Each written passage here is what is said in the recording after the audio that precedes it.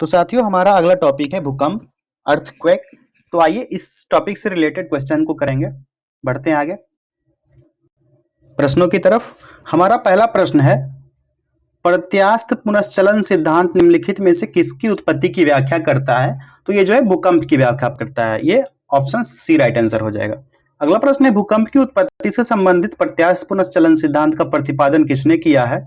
इसका right answer हो जाएगा रीड ने। ऑप्शन बी राइट आंसर हो गया, रीड ने किया इसका प्रतिपादन। अगला प्रश्न है, पृथ्वी की आंतरिक संरचना की विश्वसनीय जानकारी प्राप्त करने का सबसे प्रमुख स्रोत क्या है? इसकी जानकारी जो है भूकंप विज्ञान के द्वारा प्राप्त की जाती है।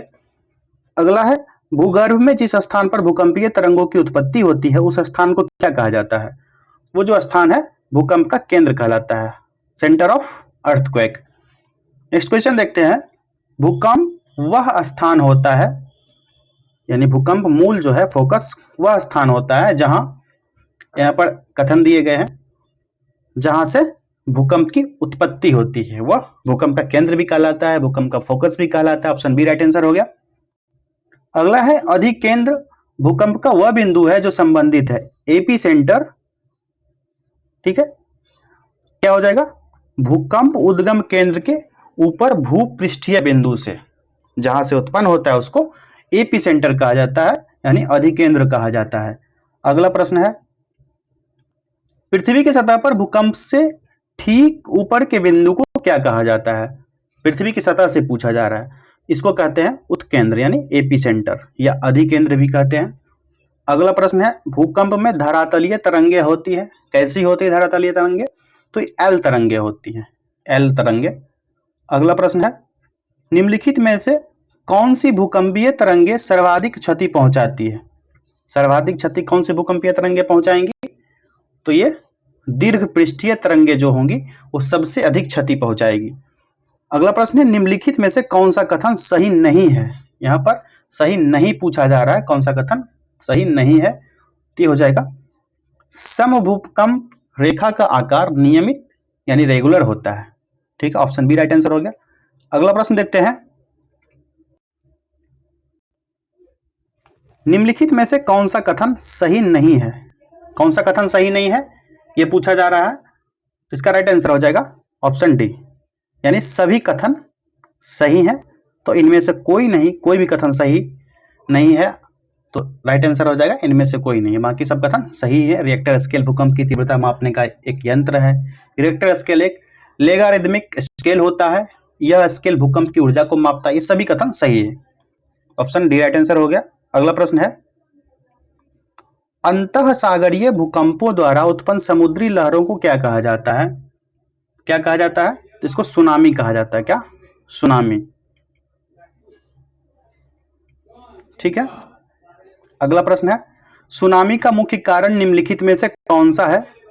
कौन सा रीजन हो सकता है सुनामी का? ऑप्शंस देखिए, आप लोग आंसर कीजिए। तो भूकंप, भूकंप के कारण सुनामी आता है। अगला प्रश्न है, विश्व के सर्वाधिक 63% के लगभग भूकंप निम्न में से किस पेटी में आते हैं? किस पेटी में आता है? तो यह परिप्रशांत महासागरीय पेटी में आते हैं। ऑप्शन ए राइट आंसर हो गया। अगला प्रश्न है, भूकंपों का प्रभाव महाद्वीपीय भागों के अतिरिक्त महासागरीय भागों पर भी पड़ता है, इससे महासागरों में भयंकर लहरें उत्पन्न होती है। इन लहरों को किस नाम से जाना जाता है?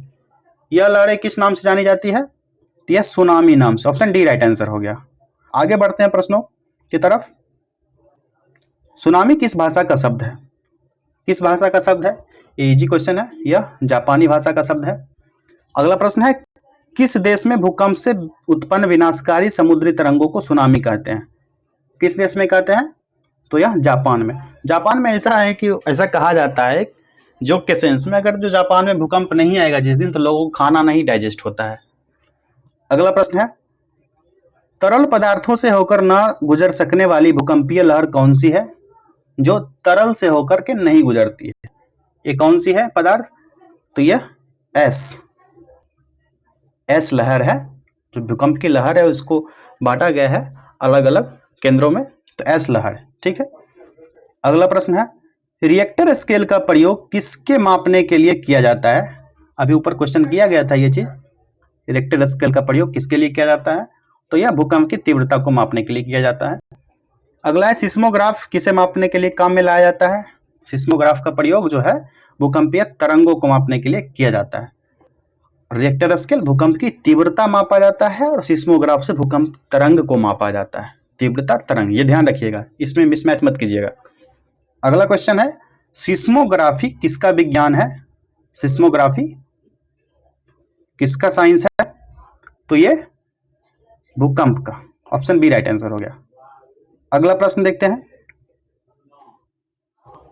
समान भूकंपीय तीव्रता अर्थात समान बर्बादी वाले स्थानों को मिलाने वाली रेखा को क्या कहा जाता है? तो यह रेखा जो है समभूकंप रेखा कहलाती है, ऑप्शन ए राइट आंसर हो गया। नेक्स्ट क्वेश्चन, किसी क्षेत्र के उस स्थान को मिलाने वाली रेखा जहां भूकंप एक साथ अनुभव किया जाता है वह रेखा क्या कहलाती है? वह रेखा जो है सहभूकंप रेखा कहलाएगी, यहां पर सहभूकंप रेखा कहलाएगी। अगला प्रश्न देखते हैं, समभूकंप रेखा आइसोसिस्मल लाइन का आकार प्रायः होता है, यह आकार कैसा होता है? तो यह अनियमित आकार का होता है, ऑप्शन बी राइट आंसर हो गया। अगला प्रश्न है, भूकंप का कारण है, भूकंप का क्या कारण हो सकता है, यह पूछा जा रहा है। भूकंप का क्या कारण हो सकता है? ऑप्शंस देखिए, आंसर कीजिए। तो टेक्टोनिज्म जो है, ऑप्शन बी राइट आंसर हो जाएगा। टेक्टोनिज्म भूकंप का रीजन होता है इस क्वेश्चन के अकॉर्डिंग, ठीक है।